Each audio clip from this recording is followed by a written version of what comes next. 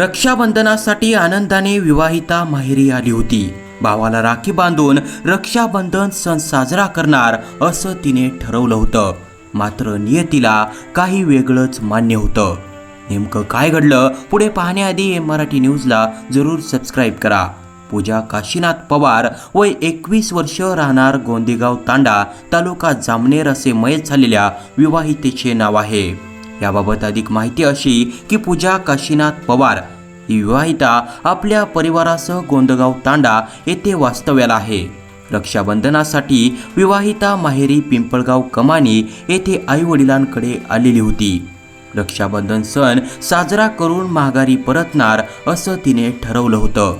पण शुक्रवारी 16 ऑगस्ट रोजी रात्री 10 वाजता घरी असताना विवाहितेच्या उजव्या हाताच्या बोटाला सापाने चावा घेतला। तिला सर्पदंश झाला। त्यांना तातडीने पहुर येथील ग्रामीण रुग्णालयात दाखल केले असता वैद्यकीय अधिकारी डॉक्टर संदीप पाटील यांनी मयत घोषित केले। विवाहितेचे 3 वर्षांपूर्वीच लग्न झाले होते।